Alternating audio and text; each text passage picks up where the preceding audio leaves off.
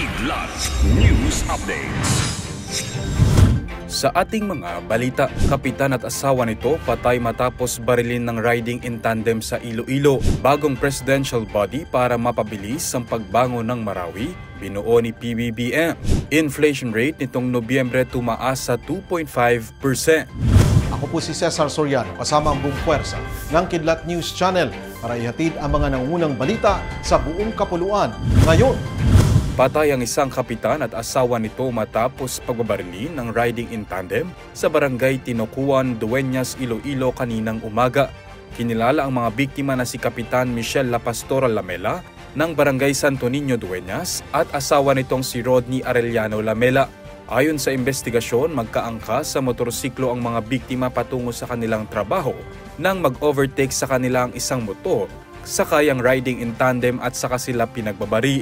Ayon sa mga residente sa lugar, 4 hanggang 5 putok ng baril ang kanilang narinig sa pinangyarihan ng insidente. Patuloy naman ang investigasyon ng mga otoridad sa pangyayari upang matukoy ang pagkakakilanlan ng mga suspect at ang motibo sa pamamaslang. Bumuo si Pangulong Ferdinand Marcos Jr. ng bagong presidential body na tututok sa pagpapabilis ng rehabilitasyon ng Marawi City at mga karatig lugar nito.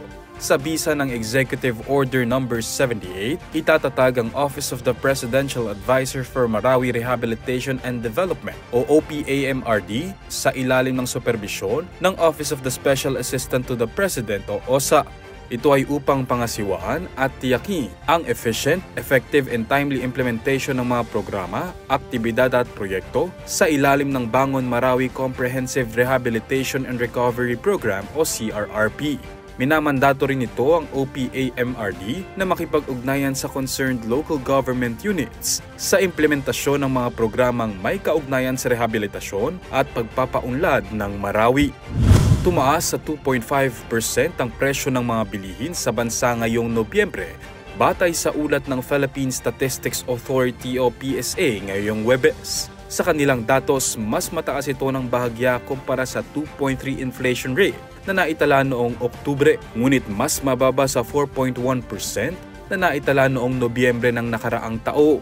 Nasa 3.2% naman ang kasalukuyang average inflation rate ng bansa mula Enero hanggang Nobyembre ngayong taon. Ayon sa PSA, ang pangunahing contributor sa pagtaas ng inflation ay ang Food and Non-Alcoholic Beverages Index na tumaas ng 3.4% mula sa 2.9% noong buwan ng Oktubre. Samantala, naitala naman sa Region 2 o Cagayan Valley ang highest inflation rate sa 3.4%, habang pinakamababa naman sa Region 12, Region 13 at BARM na pare-parehong nasa 1.7%. Para sa Kidlat News Update, Renza Lenon, nag-uula. At inyo pong natungayan ang mga headlines sa nakalipas na mga oras. Manatiling nakatutok para sa mga susunod na updates at breaking news. Ako po si Cesar Soriano, kasama nyo sa bawat pagputok ng balita.